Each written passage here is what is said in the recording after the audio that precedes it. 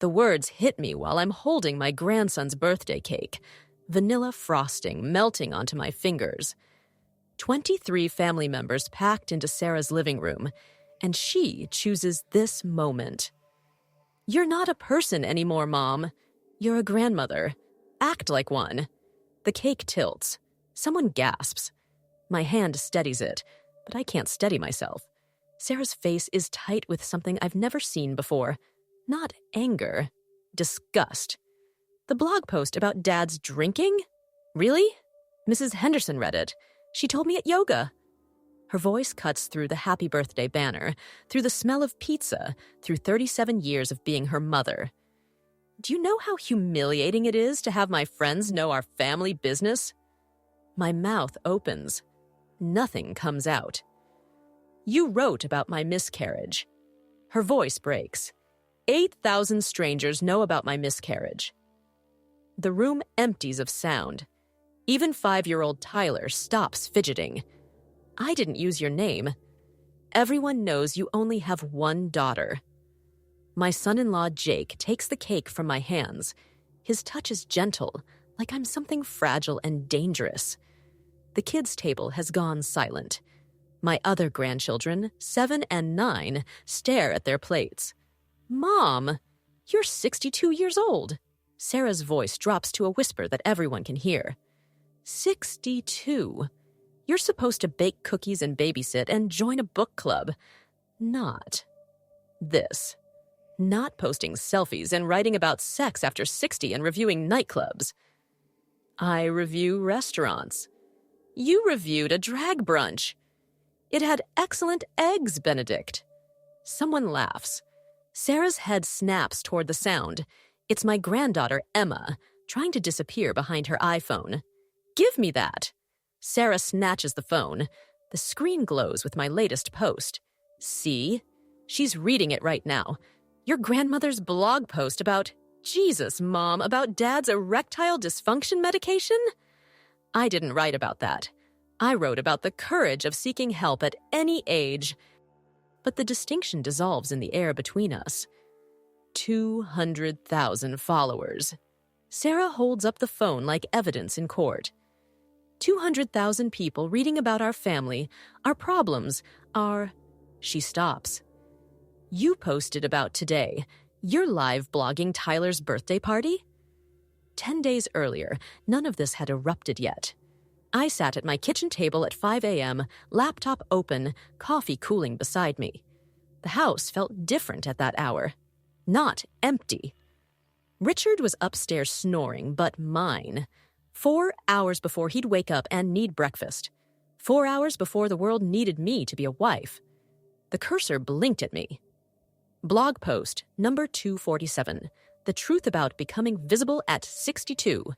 I started typing, nobody tells you that invisibility happens gradually. First, salespeople look past you to younger customers. Then your husband stops noticing when you change your hair. Your daughter calls only when she needs babysitting. You become a function. Wife, mother, grandmother. The person you were, the person you are, fades like old ink on paper. My phone buzzed. Sarah, can you watch Tyler tomorrow?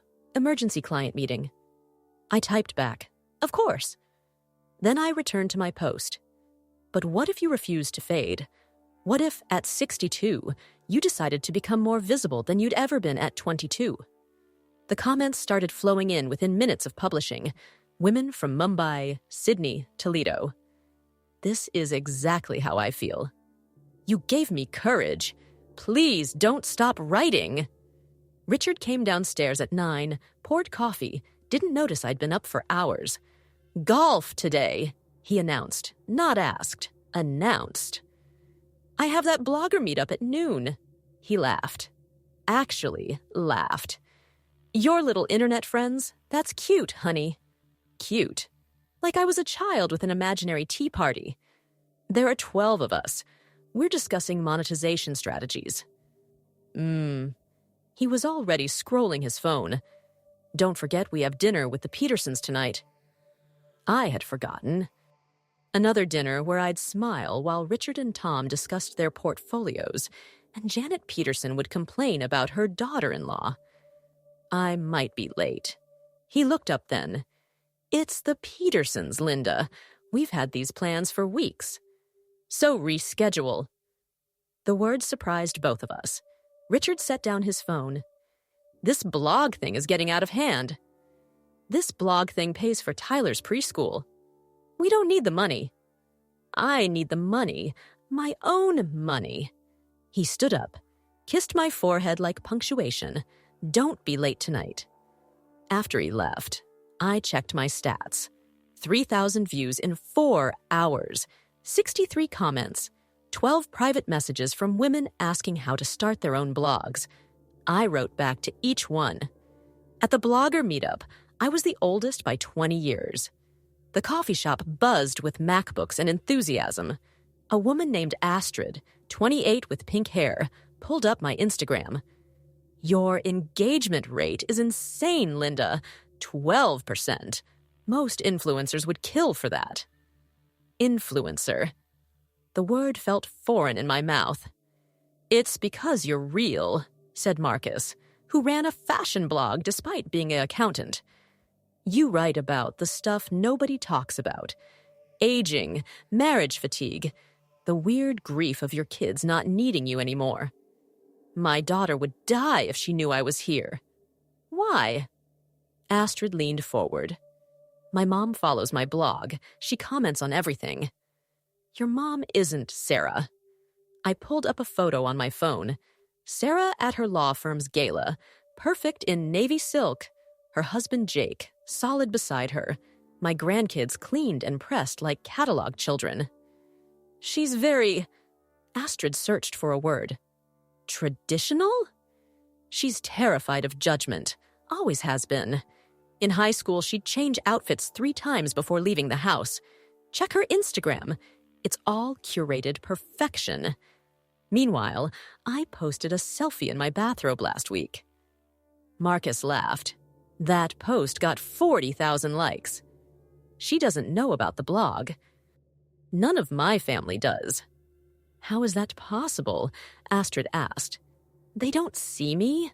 Not really. I could publish a novel, and Richard would pat my head and call it my little hobby. The meetup ran 3 hours. We discussed SEO and affiliate links and brand partnerships. A makeup company wanted to sponsor a post. A retirement community in Florida offered me $5,000 to write about their facilities. Take it, Astrid said. That's serious money. Money I didn't have to ask Richard for.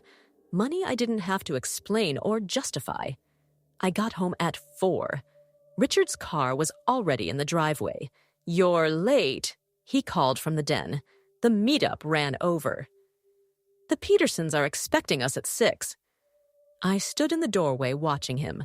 64 years old, still handsome, still treating me like an accessory to his life.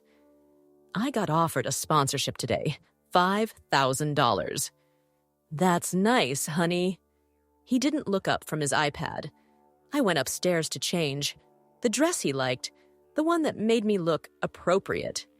I stared at it in the closet, then grabbed jeans and the leather jacket I'd bought last week, the one that made me feel dangerous. Richard's face when I came downstairs was worth documenting. You can't wear that to the country club. Then we'll go somewhere else. Linda, I'm going to Rosario's. You can come or not. Rosario's was new, loud, decidedly not the Peterson scene. I ate tacos at the bar, posted photos of the food, wrote a review in real time. The manager, recognizing me from my posts, sent over free dessert. Richard showed up an hour later, still in his golf clothes. The Petersons were upset. I'm sure they'll survive. He sat beside me, ordered a beer. What's happening to you? I'm becoming myself. You're 62 years old.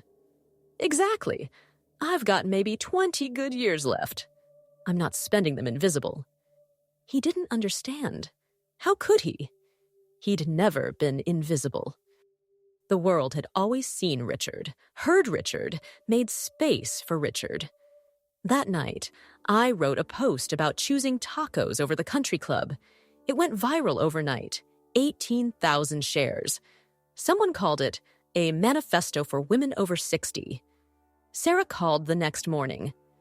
Mrs. Henderson says she saw you at Rosario's dressed like a teenager. Mrs. Henderson should mind her own business. Mom, people talk. Let them. This isn't like you. She was right.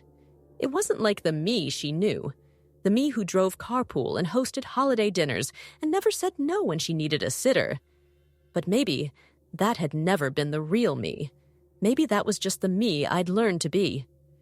Can you watch Tyler on Friday? She asked. I have depositions. I have plans. Silence. What plans? A blog conference in the city. A blog conference? She laughed. Mom, that's ridiculous. It's my job. You don't have a job. You have a hobby. The word stung exactly as much as when Richard said it. I made $8,000 last month. Silence again. From writing? From telling the truth. She hung up. I posted about the conversation, changed enough details to protect her privacy. Or so I thought. The responses poured in. Women whose daughters dismissed them, women whose families didn't see them, women who'd spent decades being nothing but support systems for everyone else. The blog conference was a revelation. 500 bloggers in a hotel ballroom, panels on monetization and authenticity and building communities. I sat in the front row taking notes like a college student. At lunch, a woman approached me. 30-something, professional, nervous.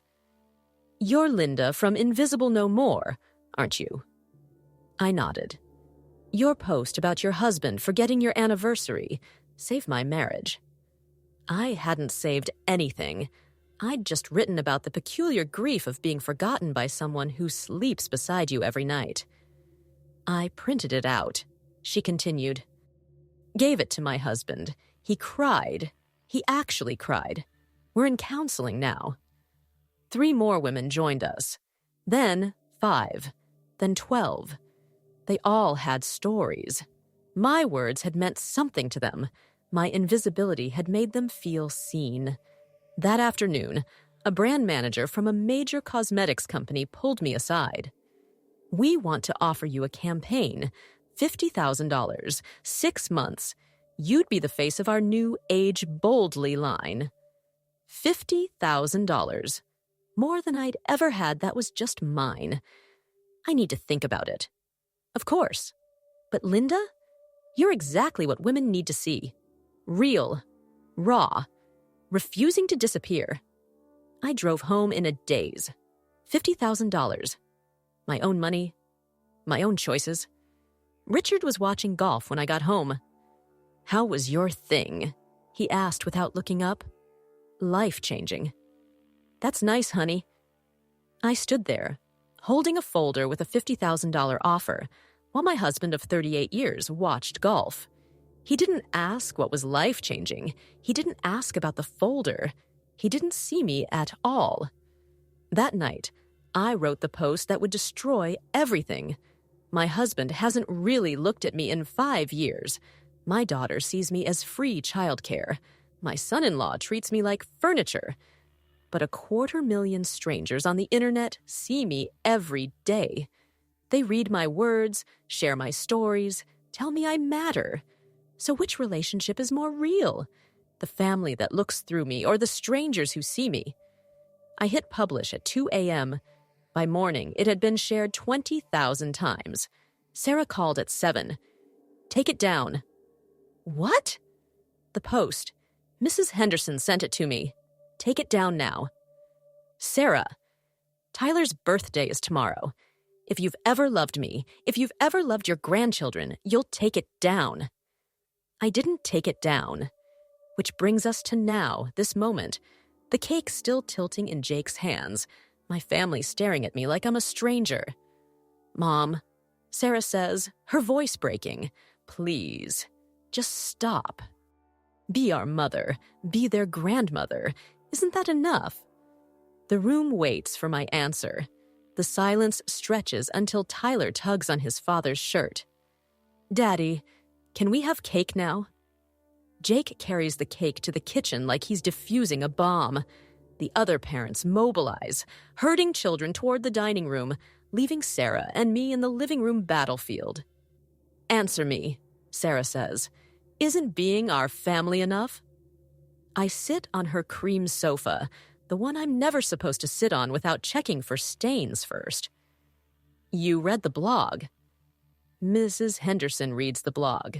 Mrs. Patterson, Judy from book club. Everyone reads it except your actual family, apparently. "You never asked about my life." "You're my mother. I know your life." "What's my favorite book?" She blinks. "What?" "My favorite book. The one I've read 12 times. "Mom, this isn't—" "You don't know. What about my best friend? The woman I talk to every day?" "Dad said you don't have close friends." "Richard doesn't know either. Her name is Carmen. We met in the comments section. She lives in Portland. We've written each other 3,000 messages." Sarah sits across from me, her posture perfect, even in distress. "That's not a real friend, Mom." "She knows about my mammogram scare." "You don't." The color drains from her face. "What mammogram scare?" 3 months ago. Benign, thankfully. Carmen checked on me every day for 2 weeks. "You should have told me." "When?" "Between depositions? While you were explaining why I couldn't bring my iPad to Tyler's soccer game because it sends the wrong message." Jake appears in the doorway. "The kids are asking for you both." Sarah stands. "We're singing Happy Birthday. Can you at least pretend to be normal for that?" Normal. I follow her to the dining room, where 23 people pretend nothing happened. Tyler's face glows in the candlelight. Everyone sings. I mouth the words. My phone buzzes. 17 notifications. The blog post about Tyler's party already has 300 comments. Women sharing their own stories about being silenced at family gatherings. "Grandma, watch!" Tyler blows out all 5 candles in one breath. I clap. Sarah's jaw tightens. She saw me check my phone. Richard appears at my elbow. "We should go."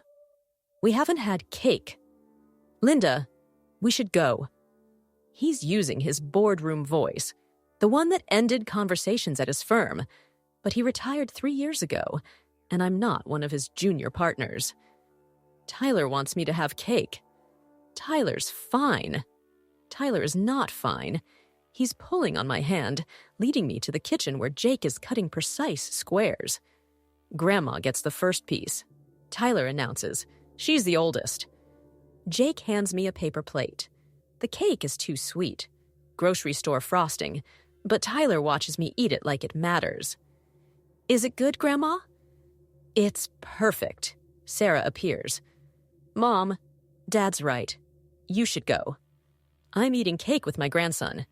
"You're live blogging his party." I wrote 3 sentences. About our family. Emma, my 9-year-old granddaughter, slides closer. "Grandma, are you really internet famous?" "Emma, go play." Sarah snaps. "Mom says you're having a midlife crisis," Emma continues. "But you're too old for midlife." "Emma!" Sarah's face burns red. "It's called a late life awakening," I tell Emma. "Much more interesting than a crisis." Emma grins. Sarah does not. Richard takes my elbow. "We're leaving." This time I go, not because he's right, but because Tyler's party shouldn't be about this. In the car, Richard drives in silence for 3 blocks before exploding. "What the hell was that?" Sarah started it. "You're not 16, Linda." "No, I'm 62, which apparently means I should be dead already." "Don't be dramatic." I'm quoting our daughter. He pulls into our driveway, turns off the engine, sits there. "You need to stop this blog thing." "No. It's destroying our family." Our family was already destroyed. We just pretended otherwise. We were fine. You were fine. Sarah was fine. Everyone was fine except me. You seemed happy. When? When did I seem happy? While cooking dinners nobody thanked me for? While sitting through 40 years of golf tournaments? While pretending your affairs didn't happen? His hands tighten on the steering wheel. That was 20 years ago. Which one? Patricia? Jennifer? The woman from Phoenix? Jesus, Linda. I wrote about them last week. The post got 90,000 views. Apparently, a lot of women relate to staying with unfaithful men. He turns to me, and for the first time in years, really looks at me. You wrote about that? Online? For strangers? I wrote about surviving it, about choosing to stay, about the complicated mathematics of a 40-year marriage. Our private life. My story. I didn't use your name. Everyone knows you're married to me. No, Richard. The blog readers don't know you exist except as a shadow figure who forgets anniversaries and falls asleep watching golf. You're barely a footnote. The cruelty of it surprises me. But it's true. Online, I'm not Richard's wife. I'm just Linda. Inside, he goes straight to his den. I go to my laptop. 300 comments have become 700. Private messages overflow my inbox. The cosmetics company has emailed twice. I start typing, the grandmother trap. When your family needs you to be smaller than you are. My grandson turned 5 today. I was supposed to bring cake, sing songs, and disappear into the background like good grandmothers do. Instead, I became the main event. Not by choice, by existing too loudly. My phone rings. It's Carmen, my Portland friend. I saw your post. Are you okay? No. Good. Okay is overrated. What happened? I tell her everything. She listens without interrupting, without judging, without saying I should have done anything differently. Your daughter's terrified, she says finally. Of what? Of losing the mother she thought she knew. Of you becoming someone she can't control. I was never hers to control. But you let her think you were. You let all of them think it. She's right. For decades, I'd been exactly who they needed me to be. Predictable, available, invisible. The cosmetics deal, Carmen says, you're taking it. $50,000. That's not what I asked. Sarah will lose her mind. Sarah already lost her mind. Might as well get paid. After we hang up, I check Sarah's Instagram. She's posted photos from Tyler's party. I'm in none of them. She's edited me out like I was never there. But there's Richard, smiling. Jake cutting cake. The grandchildren laughing. The perfect family -1. I screenshot it. Then I write, update. I've been digitally erased from my grandson's birthday. My daughter posted 12 photos. I'm in none of them. It's a strange thing, being deleted from your own life. But maybe that's what I've been letting them do for years. Today was just the digital version. Within minutes, the responses pour in. Women sharing their own erasures. Christmas cards they're not in. Family photos where they're always behind the camera. Graduations where they're not mentioned in speeches. Richard appears in my office doorway. Sarah's crying. Sarah's 37 years old. She says you're humiliating her online. I'm telling my own story. It's her story, too. No, her story is the one on Instagram. The perfect family, the successful lawyer, the organized mother. My story is messier. He comes closer, reads over my shoulder. 700,000 followers? When did that happen? Gradually. Then, suddenly. This is insane, Linda. This is my life. Your life is here. With us. Is it? When did you last ask about my day? When did Sarah call just to talk, not to arrange babysitting? When did any of you see me as anything other than a service provider? That's not fair. Show me one photo on your phone where I'm not cooking, cleaning, or tending to children. He pulls out his phone, scrolls, keeps scrolling. His face changes as he realizes I'm right. "This isn't about photos," he says finally. "You're right. It's about being seen. And the only people who see me are strangers on the internet. That's not real. It pays real money. It creates real connections. It makes me feel real. How is that less valid than this?" I gesture around the room. "This house where I'm a ghost? This marriage where I'm furniture? I love you. You love the idea of me, the wife you can count on, the woman who won't make waves. But do you even like me? Do you know what I think about? Dream about? Care about?" He stands there, this man I've slept beside for 38 years, and can't answer. My phone buzzes. Sarah has texted, "Take down the post about today. Now." Then another. "I'm calling a lawyer." Then, "You're not welcome at Sunday dinner until you delete everything." I show Richard the messages. "She's upset," he says. "She's threatening me. Fix this, Linda. How? By disappearing again? By pretending I don't have thoughts, opinions, a voice? By putting your family first. I did that for 40 years. Now it's my turn." He leaves. I hear the den door close, the TV turn on. Golf, probably. Or news. Something that doesn't require him to think about his disappearing wife.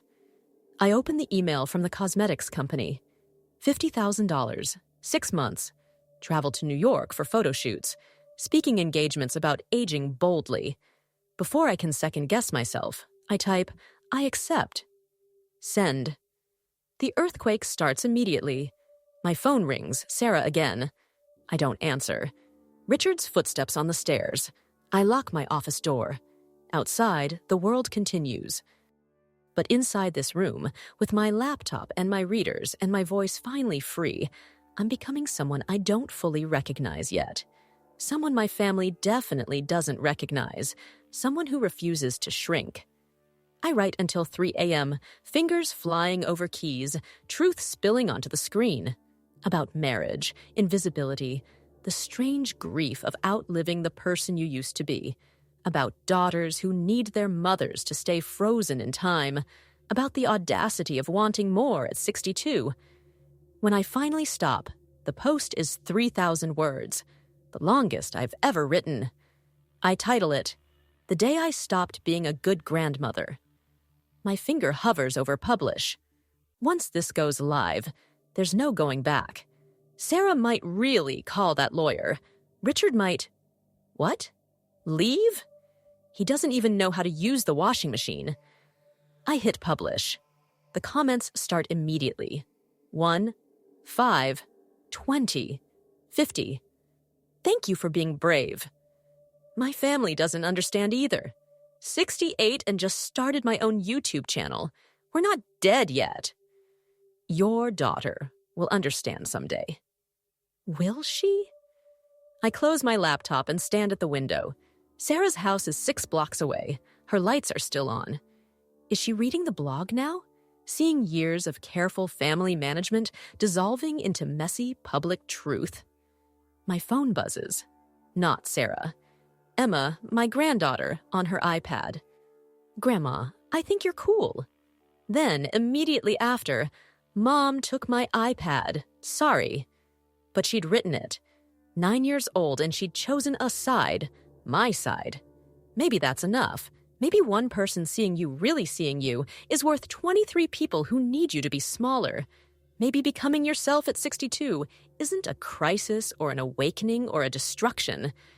Maybe it's just finally telling the truth. 3 days pass in silence. No calls from Sarah. Richard sleeps in the guest room. I write 18 blog posts and accept 4 more sponsorship deals. Then, Emma shows up at my door at 7 a.m. on a school day, backpack on, eyes red from crying. "Mom and Dad are fighting about you," she says, walking past me into the kitchen. Dad says Mom's being unreasonable. Mom threw a coffee mug. It broke. I pour her orange juice. Start making toast. Where does your mom think you are? Walking to school early. Science project. She pulls out her phone, shows me Sarah's Instagram. She posted about authentic parenting yesterday.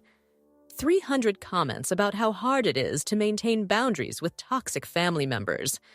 Toxic. The word sits between us like a stone. Am I toxic, Grandma?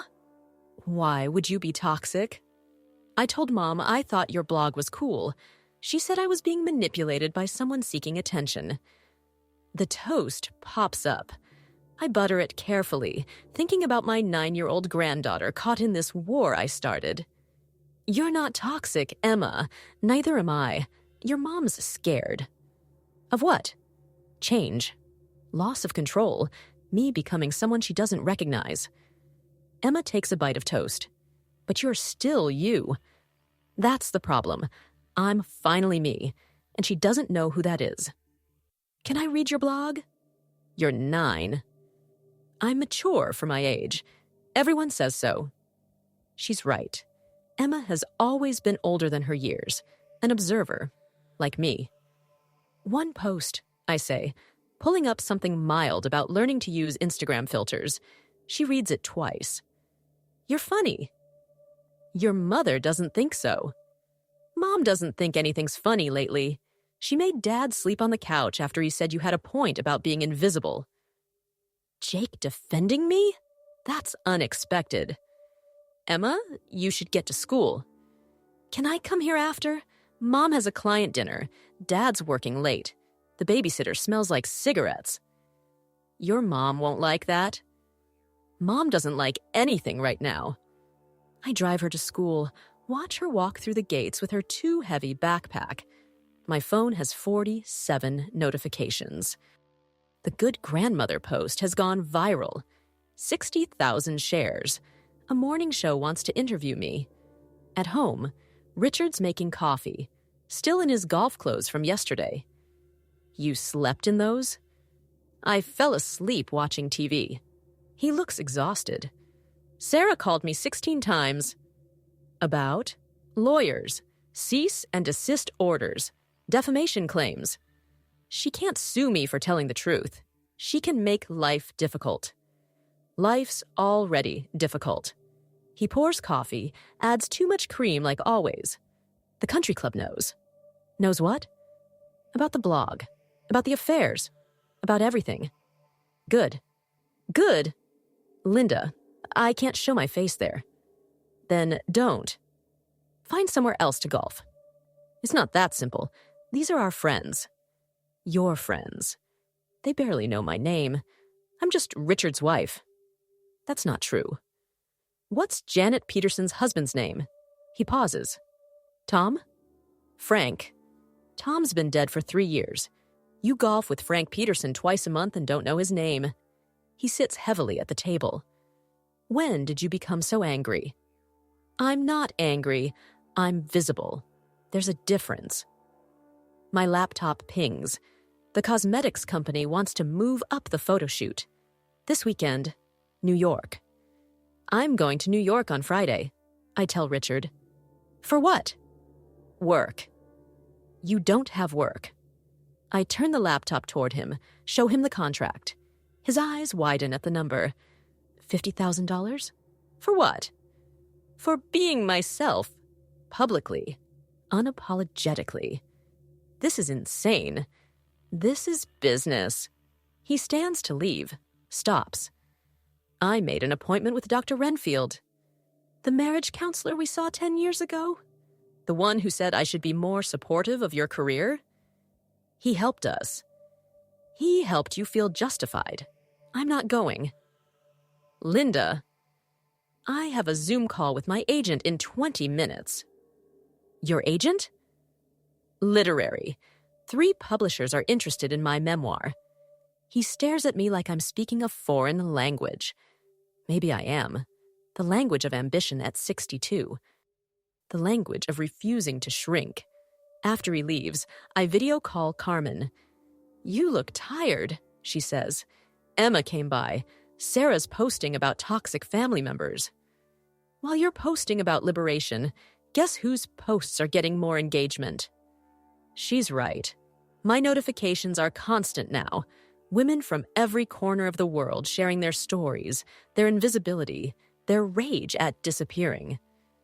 I feel guilty, I admit. For what? Destroying my family's peace. What peace? The peace where you didn't matter? Where you were furniture? That peace?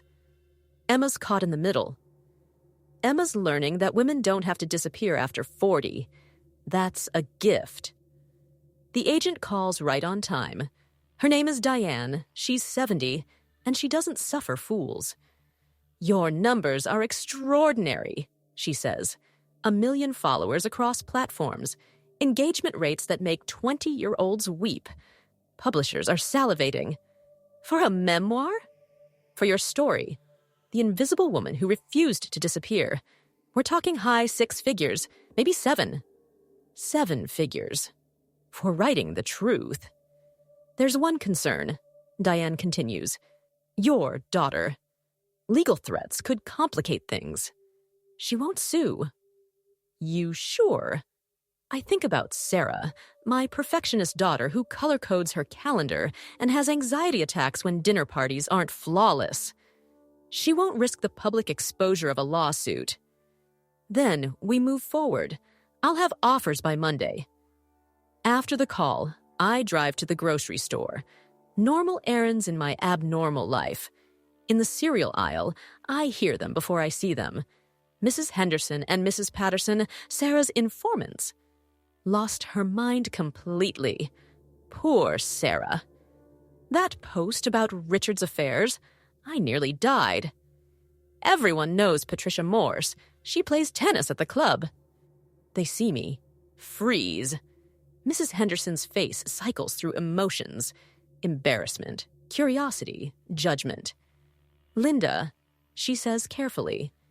We were just discussing my blog. Your regular readers, I hear. Mrs. Patterson flushes. Sarah's devastated. Sarah's a grown woman who'll survive her mother having a life. But at your age, especially at my age, I leave them gaping by the granola. At checkout, the young cashier squints at me. Are you the grandma blogger? The one who went viral? Guilty. My mom loves you. Says you gave her permission to leave my dad. I don't know how to respond to that. That my words, my story, could catalyze someone else's escape. Tell her I'm proud of her. At home, Richard's car is gone. There's a note. At the club. Don't wait up. Running to his safe space where everyone will reassure him that I'm the problem, that I'm crazy, that women my age should know their place. I make myself a gin and tonic. Richard hates when I drink gin, says it's unladylike, and sit on the porch. My phone buzzes. Jake. Can we talk? Sarah, know you're calling? No. Can I come by? Jake arrives 20 minutes later, looking exhausted. We sit on the porch, awkward as strangers. Sarah wants to file a restraining order, he says. Against her mother? She says you're harassing her online. I haven't mentioned her name once. Everyone knows who you mean. That's not harassment. That's her projection. He runs his hands through his hair. This is destroying her, Linda. She's not sleeping. She's obsessed with your blog, refreshing it constantly, reading every comment. Then she should stop reading. She can't. It's like watching a car accident. My life is not a car accident. You know what I mean. No, Jake, I don't. Explain how my success is a catastrophe. He looks at me directly for maybe the first time ever. She feels like she's losing her mother. She never had me. She had a version of me, a performance. That's cold. That's honest. The kids are confused. Tyler asks why Grandma doesn't visit anymore. I'm banned from Sunday dinner, remember? You could fix this. Take down the posts. Stop the blog. give up everything I've built, my income, my community, my voice, for your family. My family that only values me when I'm silent? He stands to leave, turns back. She won't bend on this, Linda. You know how she is. I do know. Sarah's like her father, rigid, proud, unable to admit error. Tell Emma she can come here whenever she wants. Sarah would kill me. Sarah's killing herself with this rage. I'm just living my life. After he leaves, I write. Pour everything onto the screen. The conversation with Jake. Mrs. Henderson's face. The young cashier whose mother left because of my words. The gin and tonic that tastes like rebellion. The comments pour in faster than I can read them. My phone rings. Unknown number, New York area code. Linda, this is Miriam Chen from the Today Show. We'd love to have you on to discuss your blog and the conversation it started about visibility and aging. The Today Show, national television, millions of viewers. When? Monday, if you can make it. We'll fly you out Sunday. The same day as family dinner, the one I'm banned from anyway. I'll be there. I hang up and sit in the darkness. Somewhere, Sarah's probably reading my latest post, fury building with each word. Richard's probably drinking scotch at the club, accepting sympathy like a wounded war hero. But also, somewhere, thousands of women are reading my words and feeling seen, feeling permission to want more, feeling like maybe 62 or 72 or 82 isn't too late to become themselves. My phone buzzes. Emma again, on her iPad after bedtime. Grandma, Mom cried at dinner. Dad said maybe you both need space. I said you need respect. I'm grounded. Then, worth it. My granddaughter, 9 years old, understanding what her mother can't. That disappearing isn't love. That shrinking isn't service. That becoming yourself, even late, even messily, isn't betrayal. It's survival. I go inside, lock the doors, and write until dawn. Tomorrow, I'll deal with Richard's silence and Sarah's rage and the country club's gossip. Tonight, I'm visible, powerful, free. Tonight, I'm exactly who I was afraid to be for 62 years. And it's magnificent. The cosmetics company sends a car to take me to the airport. Richard watches from the doorway as I load my suitcase. The Today Show, he says.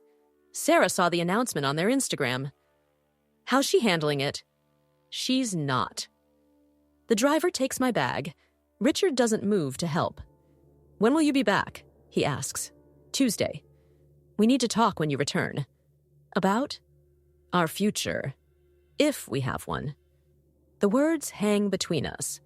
38 years. And he's talking about endings. We'll talk, I say, getting in the car. He doesn't wave goodbye. At the airport, I'm recognized 3 times. Young women, mostly, asking for selfies. One older woman, maybe 70, grabs my hand. Don't stop, she says. Whatever they're telling you, don't stop. On the plane, I order wine at 11 a.m. and open my laptop. 300 new messages. I start with one from a woman in Ohio. My daughter hasn't spoken to me in 6 weeks. I started a podcast about menopause after reading your blog. She says I'm embarrassing myself. But yesterday, a listener messaged that my episode about vaginal dryness saved her marriage. How is helping women embarrassing? I write back, it's not embarrassing. It's threatening. Keep recording. The hotel in New York is sleek, modern, everything Richard would hate. My room overlooks Central Park. I post a selfie from the window. Within minutes, Sarah texts, enjoying your fame tour while your grandchildren wonder where you are? I don't respond. Instead, I text Emma, New York is magical. Wish you were here. She sends back a heart emoji before Sarah probably confiscates her phone. The cosmetics company's team meets me for dinner. 3 women, all under 40, all talking about authentic aging and disrupting beauty standards, while their Botox-smooth foreheads don't move. "We want you exactly as you are," says the creative director, Melissa. "Raw, real, unfiltered." "But maybe a little makeup for the shoot?" suggests another. "Professional hair? Definitely shapewear under the dress." I laugh. They look confused. "You want me real but not too real." "No, we want authentic. Authentically enhanced." Melissa shifts uncomfortably. "The campaign needs to be aspirational." "I'm 62 with crow's feet and age spots. How is that aspirational?" "You have 700,000 followers. 800,000 as of this afternoon." They exchange glances. The number changes everything. Numbers always do. Back in my room, I FaceTime Carmen. "You look happy," she says. "I'm alone in a beautiful hotel about to be on national television. Of course I'm happy." "Richard?" "Considering divorce, I think." "You think?" "He's never been direct about anything emotional." "What about you? What do you want?" I consider the question. I want to not care what he decides. "But you do care." "Less each day." My phone buzzes. Jake calling. I need to take this. I tell Carmen. Jake's voice is strained. "Sarah's at the hospital." My body goes cold. "What happened?" "Panic attack. She couldn't breathe. Thought she was having a heart attack." "Is she okay?" "Physically, yes. Linda, she's been reading comments on your blog, the ones attacking her. She's obsessed." "What comments attacking her?" "You haven't seen them?" I scroll through recent posts. Most comments are supportive, but there they are. Scattered attacks on the ungrateful daughter and the controlling bitch, and worse. "I didn't encourage those," I say. "But you didn't stop them either." He's right. I'd been so focused on the support that I ignored the darker edges. I'll delete them. All of them. It's too late. She's already seen them. Hundreds of strangers calling her a terrible daughter. Jake. The doctor prescribed anxiety medication, therapy twice a week. This is what your freedom costs. He hangs up. I spend 3 hours deleting comments, blocking aggressive followers, adding content warnings.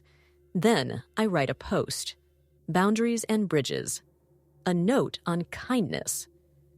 My story is mine to tell, but my story touches other stories, other lives, other pain. To those who've attacked my daughter in these comments, stop. She's not a villain. She's a woman raised to believe that mothers should be steady, predictable, small. She's struggling to understand a mother who refuses those limits. That's not evil. That's human. We can claim our voices without destroying others. We can become ourselves without becoming cruel. The response is immediate and split. Half thank me for the grace. Half accuse me of protecting someone who doesn't deserve it. I close my laptop and stare at the New York lights. Tomorrow I'll be on national television, telling my story to millions. Sarah might be watching from her hospital bed or her therapist's office. Richard might be watching from the den or already meeting with divorce lawyers. Emma will definitely be watching, secretly, on her iPad. My phone rings. Unknown number. "Mrs. Mitchell? This is Dr. Reynolds from St. Mary's Hospital." "Is Sarah okay?" "She's stable, but she's asking for you." "She is?"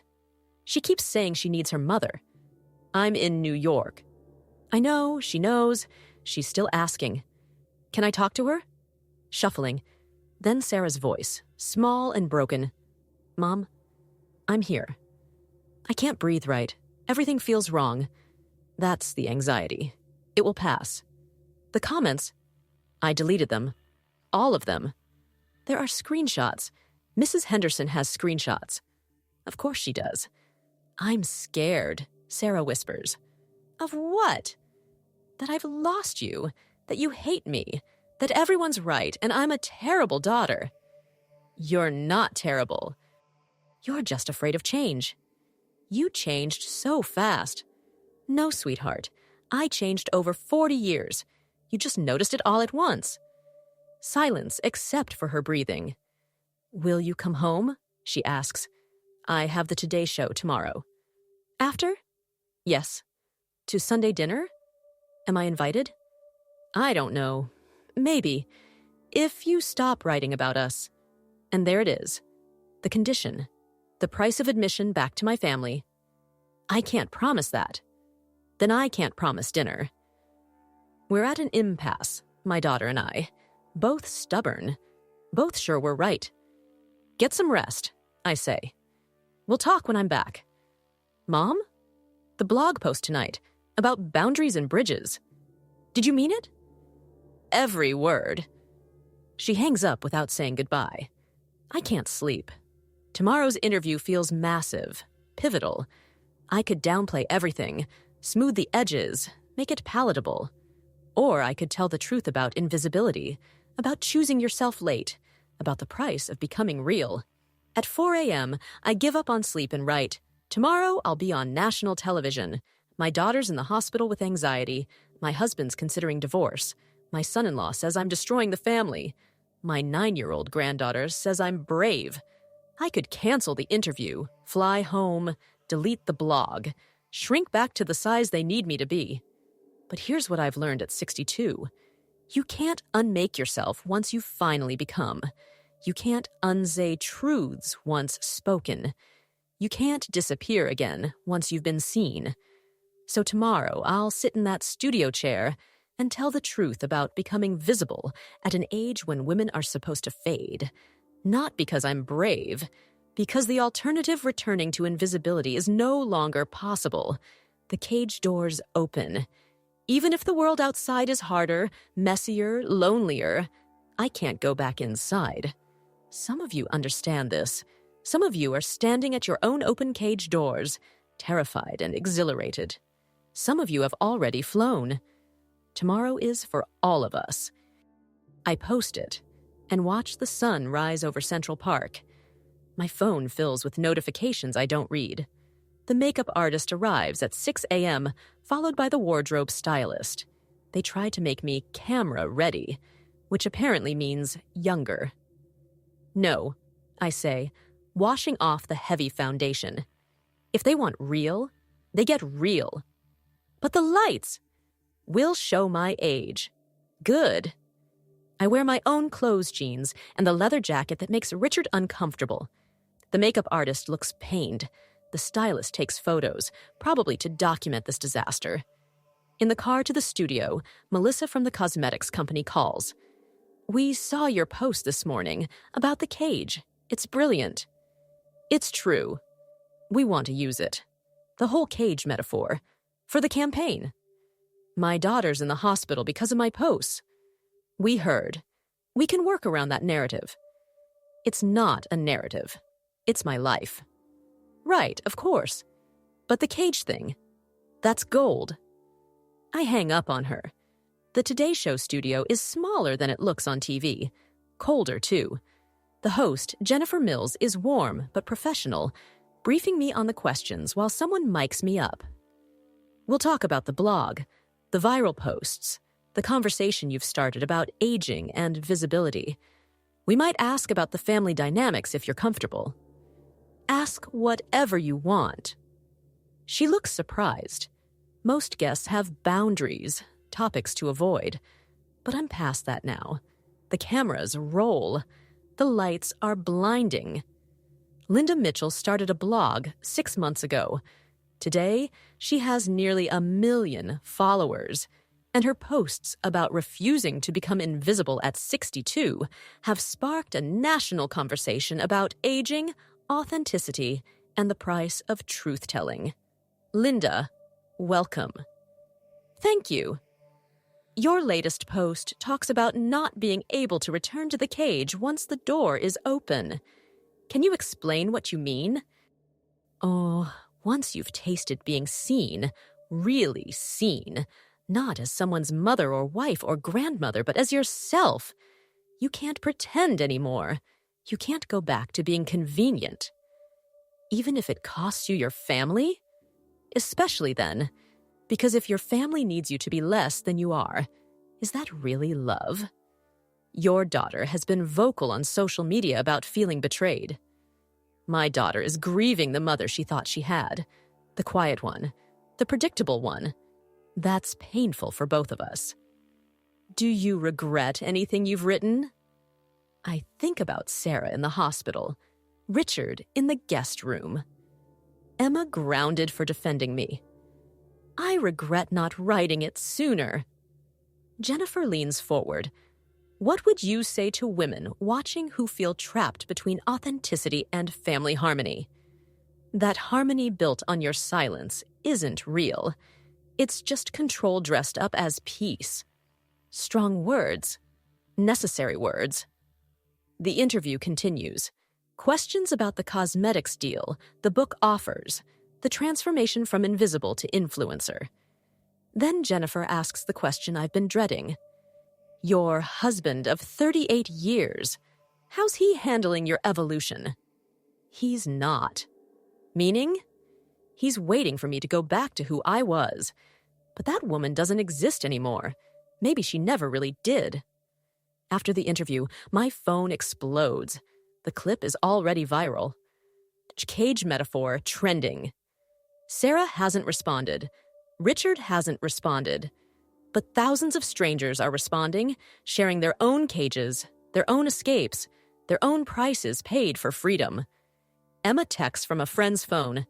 Saw you on TV during library time. You looked beautiful. Mom's crying again. Dad took the day off. I love you. I text back, I love you too, always.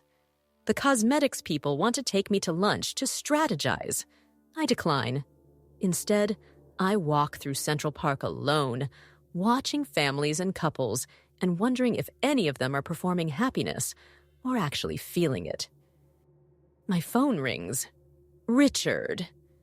I saw the interview.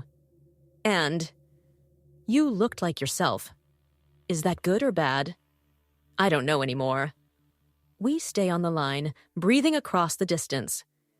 Sarah's home from the hospital, he says. I know. She wants to sue the Today Show for emotional distress. She won't. How do you know? Because she's my daughter. She threatens when she's scared, but she won't follow through. Too messy. Too public. Like you used to be. Exactly like I used to be. Linda? Yes? The woman in that interview. Is that who you've always been? Inside? I watch a mother chasing a toddler across the grass, both laughing. Yes.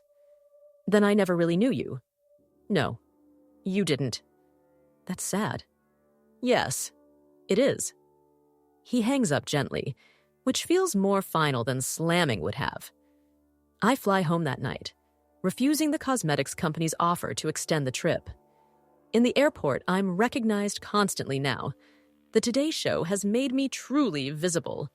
A woman my age stops me at the gate. My daughter called after seeing your interview. We hadn't talked in 2 years. I started dating after my divorce, and she said I was embarrassing myself. But she called today, said maybe she was wrong. Maybe? It's a start. On the plane, I write my last post of the day. Coming home to a family that may not want me anymore. But I'm not coming home as the same person who left. I'm coming home as myself. Finally. Fully. Unapologetically. The cage door isn't just open. I've dismantled the cage entirely. There's no going back now. There's only forward into whatever comes next. The house is dark when I get home. Richard's car is gone. On the kitchen table, there's a note and a business card. Staying at the Marriott. This is my lawyer's information. We should move quickly and quietly. I've already told Sarah. 38 years, reduced to 2 sentences and a business card. I pour wine, sit at the table, and laugh. Actually laugh. Not because it's funny, but because it's so perfectly Richard. Even divorce must be efficient, controlled, quiet. My phone buzzes. Sarah. Dad told me. This is what you wanted, right? To be free? I type back. I wanted to be seen. Well, congratulations. Everyone sees you now. The house feels different with Richard gone. Larger, lighter, like it's taking its first deep breath in decades. I walk through rooms that were ours, now mine. His den still smells like scotch and leather. The bedroom closet is half empty. His golf clothes gone. I can't sleep in the bed. Too many years of careful distance, backs turned, invisible walls down the middle. I take my pillow to the guest room, my room now, and set up my laptop. 850,000 followers. The Today Show clip has been shared 200,000 times. 17 publishers have reached out. The cosmetics company wants to triple their offer. But I scroll past all of it to find the one message that matters. Emma, from Sarah's phone. Grandma, Mom let me text you. Just once. Grandpa told us about the divorce. Mom says it's your fault. Dad says it's nobody's fault. Tyler doesn't understand. I understand. You're choosing yourself. That's not wrong, is it? I write back, no, sweetheart. It's not wrong. It's necessary. Sarah doesn't respond. Emma can't. So I write to the only people who might understand my followers. 3 a.m. Alone in a half-empty house. My husband of 38 years left a lawyer's card on the kitchen table. My daughter speaks to me only through accusations. My grandchildren are being told stories about why grandma broke the family. But here's what they don't tell you about freedom. It happens at 3 a.m. in an empty house. It happens when everyone who claimed to love you walks away because you stopped being convenient. It happens when the price is so high you can't calculate it anymore. And still, I wouldn't go back because in this empty house, I can finally hear myself think. My own thoughts, not filtered through what Richard needs or Sarah expects or the world demands from grandmothers. Is this winning? Is this losing? Maybe it's neither. Maybe it's just finally living. By morning, the post has gone beyond viral. It's everywhere. Morning shows discussing it, Twitter threads analyzing it, Sarah calling it manipulative emotional blackmail on her Instagram. Carmen calls while I'm making coffee. You okay? Richard left. I saw. Half the internet saw. Sarah's telling everyone I chose fame over family. Did you? I chose existence over erasure. That's not as catchy. We laugh, but it's hollow. What now? Carmen asks. Now I apparently become the villain in Sarah's story. The cautionary tale at mommy groups about mothers who lose their minds at 60. Or you become the hero in a different story. Whose story? Yours. After we hang up, I drive to Sarah's house. Her car is there. Jake's isn't. I knock, and she answers in yoga clothes, perfect makeup, dead eyes. You can't be here. I'm your mother. No, you're Linda from the blog, the influencer, the woman who chose strangers over family. I chose myself. Same difference. She starts to close the door. I put my hand against it. I have a right to see my grandchildren. You have no rights here anymore. Sarah, Mrs. Henderson's daughter, is a family lawyer. She says I have grounds for emotional distress, defamation, invasion of privacy. You'd sue your mother. Linda from the blog. Absolutely. The cruelty of it, using my name like I'm a stranger, cuts deeper than anything else. I'm still your mother. My mother wouldn't have done this. My mother would have protected our family's privacy. My mother would have cared more about her grandchildren than her follower count. Your mother was dying inside, and you never noticed. Because you never said anything. I said it constantly, in every ignored comment, every dismissed feeling. Every time you called only when you needed something, you just weren't listening. Tyler appears behind her, dragging a toy dinosaur. Grandma! He runs toward me, but Sarah catches him. Grandma's leaving. but I want to show her my dinosaur. Another time. When? Sarah looks at me with ice in her eyes. When Grandma remembers what's important. She closes the door. I hear Tyler crying inside. I sit in my car shaking. Then I do what I always do now. I write, just got turned away from my daughter's door, denied access to my grandchildren, threatened with lawsuits by the child I raised, loved, sacrificed for. This is the price. This is what choosing yourself costs when you're a woman, a mother, a grandmother who refuses to shrink. They want me to break, to apologize, to delete everything and return to the cage. But here's what my daughter doesn't understand. The woman who would have broken doesn't exist anymore. She evolved. She became me. The post explodes. 20,000 shares in an hour. The comments split, half calling Sarah a monster, half calling me one. Major news outlets pick it up. Grandmother influencer banned from seeing grandchildren becomes the headline everywhere. Jake calls within minutes. Take it down. No. Linda, please. Sarah's having another panic attack. Sarah's having consequences. She's your daughter. Who just banned me from seeing my grandchildren because I won't delete my blog? You're destroying her online. I'm telling the truth online. Your truth, not hers. She's free to tell her version. You have 1 million followers. She has 1,200. That's not my fault, he sighs. Emma's asking to see you. Sarah won't let her. I might. Really? Tomorrow, after school, I'll bring her to the park. 30 minutes. Don't post about it. Jake, this isn't for you. It's for Emma. She's not sleeping, not eating. She needs her grandmother. I need her too. Then don't blow this by turning it into content. He hangs up. Richard texts, saw the latest post. My lawyer says it strengthens our case for emotional instability. I text back, what case? I'm not fighting the divorce. For the house, assets, division of property. 38 years, and he's worried about property. Take it all, I text. Don't be dramatic. I'm not. Take the house, the investments, everything we built when I was invisible. I'll keep everything I'm building now. He doesn't respond. That night, alone in the empty house, I get an unexpected call. Melissa from the cosmetics company. We've been following everything. The Today Show, the family situation. And we want to double our offer. 100,000, 6 months. But bigger than before. A documentary. Following your journey. The divorce, the estrangement, the rebuilding. You want to monetize my pain?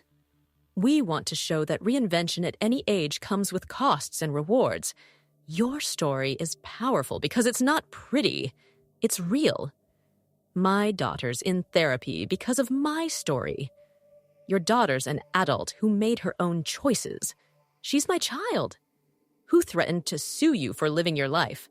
She's right. Sarah chose the nuclear option. I need to think about it. The offer expires tomorrow. This kind of viral moment doesn't last. After she hangs, I walk through the house filming everything on my phone. Richard's empty den. The kitchen where I cooked 10,000 meals. The dining room where we hosted 40 years of holidays. Then I post the video with this caption, Tour of a Marriage's End. 38 years of shared space, now divided. He took his things. I'm keeping my voice. Seems like a fair trade. The response is immediate and overwhelming. Women sharing photos of their own empty rooms, their own divided spaces, their own freedom. The hashtag #EmoFairTrade starts trending. Sarah posts her own response. While my mother films content, I'm in therapy trying to explain to my children why their grandmother chose fame over family. The internet divides into teams. Team Linda. Team Sarah. Think pieces appear about modern families, social media, The price of authenticity. We've become symbols in a culture war neither of us intended. Emma texts from Jake's phone. Mom's crying again. She watches your videos but says she hates them. I think she misses you. I miss her too. Then why don't you stop? Because stopping would mean disappearing again. I don't understand. Someday you will. When someone asks you to be smaller than you are, you'll understand. Mom's coming. Bye, Grandma. See you tomorrow. Don't post about it. Tomorrow. 30 minutes with Emma while Sarah doesn't know. It feels like a spy movie, sneaking time with my own granddaughter. I pour wine and open my laptop. Another 50,000 followers since this morning. 60 interview requests. 23 brands wanting partnerships. And one email that stops me cold. From Sarah, you win. You're the victim. The brave truth teller. The grandmother denied her grandchildren. The internet loves you. Strangers worship you. But you've lost us. Not because you chose yourself, but because you chose to make our pain your content. Every tear I cry becomes your viral moment. Every boundary I set becomes your oppression narrative. You want to know the truth? The real truth you claim to love? I'm jealous.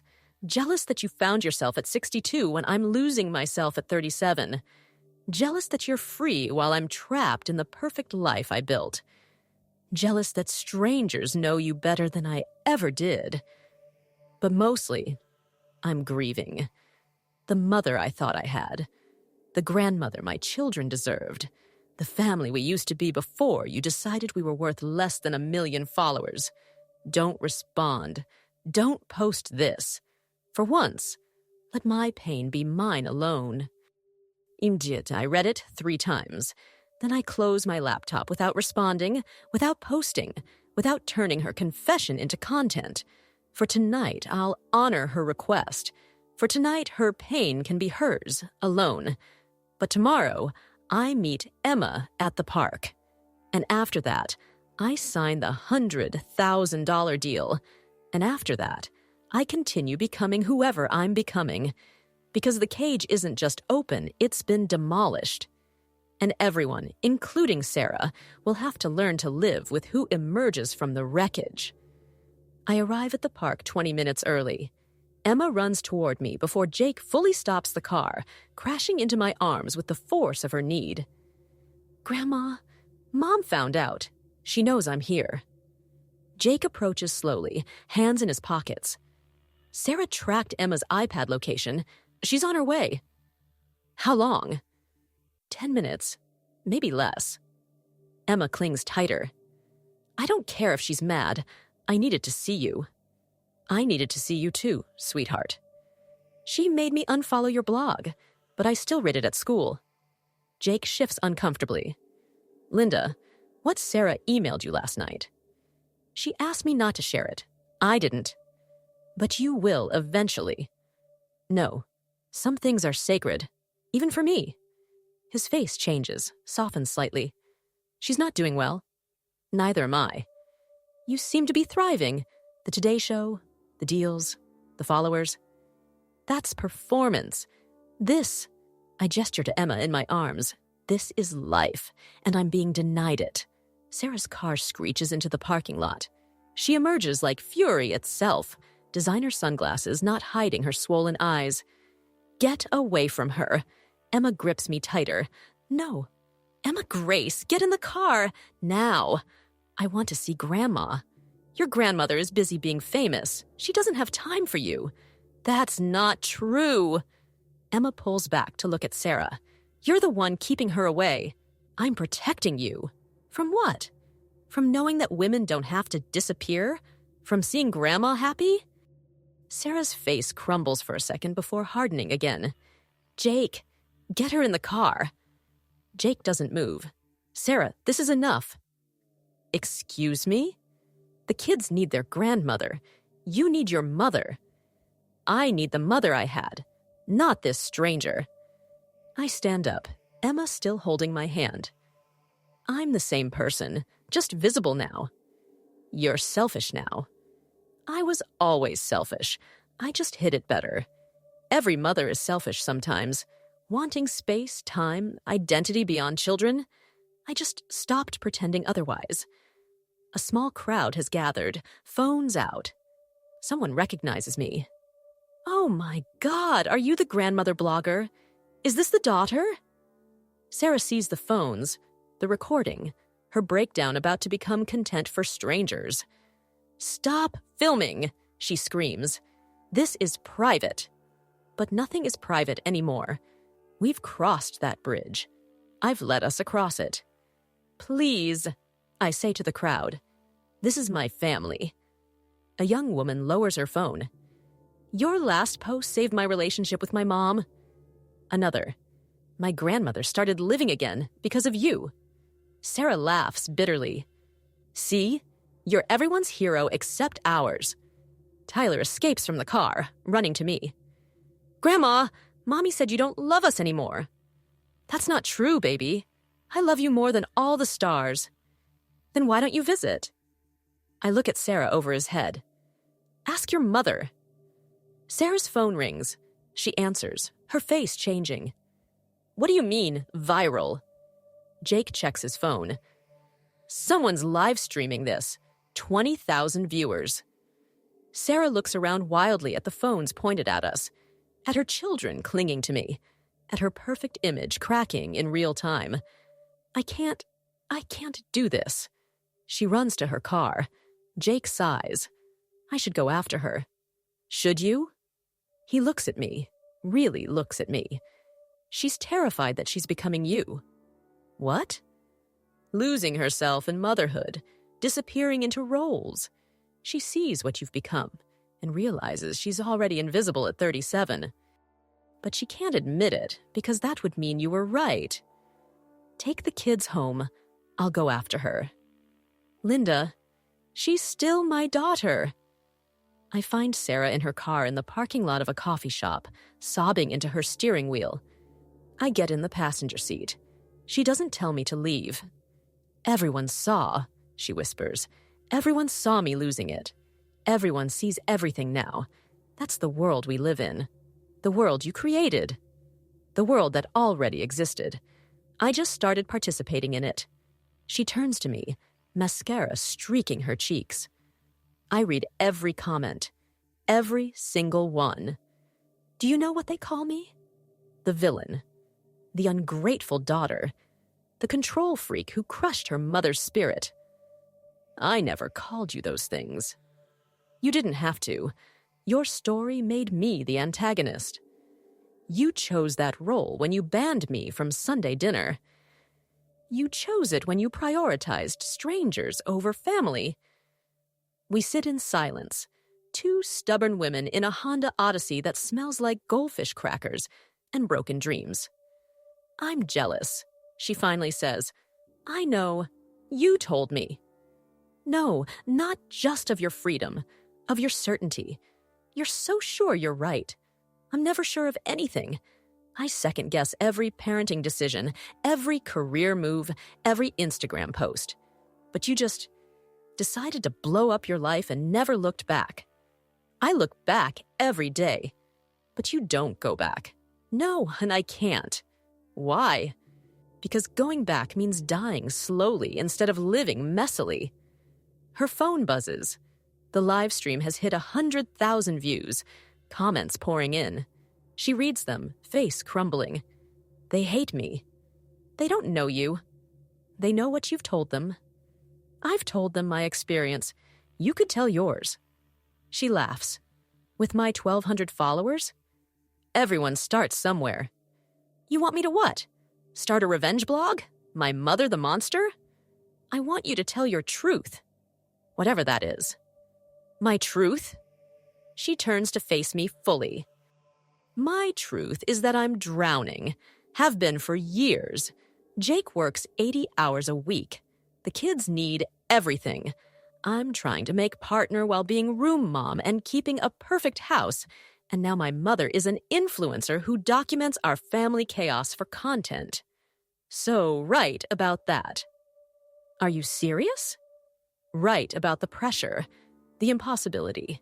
The jealousy of watching your mother find freedom while you're trapped in the life you thought you wanted. That would destroy my image. Your image is already destroyed. It's on livestream. She pulls up the video. We watch ourselves from an hour ago. Her screaming, me standing there, the kids caught between us. We look like a reality show, she says. We've become one. How do we stop? We don't. We just decide what story we're telling. Her phone rings. Jake. The kids want to know if Grandma can come to dinner. Sarah looks at me. If you come to dinner, you can't post about it. Counter-offer.